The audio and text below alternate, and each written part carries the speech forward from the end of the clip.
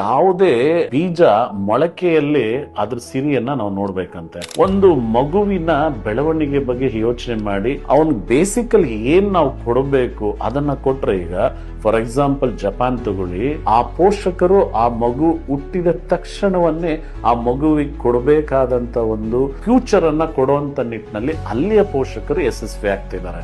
But ನಮ್ಮಲ್ಲಿ ಹೆತ್ತವ್ರಿಗೆ ಹೆಗಣ ಮುದ್ದು ಅಂದಂಗೆ ನನ್ನ ಮಗ ಯಾವುದೇ ಕಷ್ಟ ಅನುಭವಿಸಬಾರ್ದು, ನಾನ್ ಅನುಭವಿಸಿದ್ರು ನನ್ ಮಗ ಅನುಭವಿಸಬಾರ್ದು, ನನ್ ಮಗ ಚೆನ್ನಾಗಿರ್ಬೇಕು, ನನ್ ಮಕ್ಕಳು ಚೆನ್ನಾಗಿರ್ಬೇಕು ಅಂತೇಳಿ ನಾವು ತೋರ್ಸ್ತಕ್ಕಂತ ಎಲ್ಲೋ ಅಪಾರವಾದ ಪ್ರೀತಿ ಇವತ್ತು ಮಕ್ಕಳನ್ನ ದಿಕ್ ತಪ್ಪಿಸ್ತಾ ಇದೆ. ಬಟ್ ಇದನ್ನ ಮೀರಿ ನೀವು ಒಂದ್ ಹಂತಕ್ಕೆ ಇನ್ನೂ ಮುಂದೆ ಬಂದು, ಇಲ್ಲ ಆ ಸಮಯದಲ್ಲೇ ಒಬ್ಬ ಮಗುವಿಗೆ ಏನನ್ನ ನಾವು ಕೊಡಬೇಕು ಮೈಂಡ್ ಸೆಟ್ಗೆ ಅದನ್ನು ಕೊಟ್ರೆ ಆ ಮಗುವಿನ ಭವಿಷ್ಯನೂ ಚೆನ್ನಾಗಿರುತ್ತೆ, ಆ ಮಗುವಿಂದ ದೇಶದ ಭವಿಷ್ಯನೂ ಕೂಡ ಉಜ್ವಲವಾಗಿರುತ್ತೆ. ಇದು ಅವಶ್ಯಕತೆ ಇತ್ತು. Precaution is better then cure.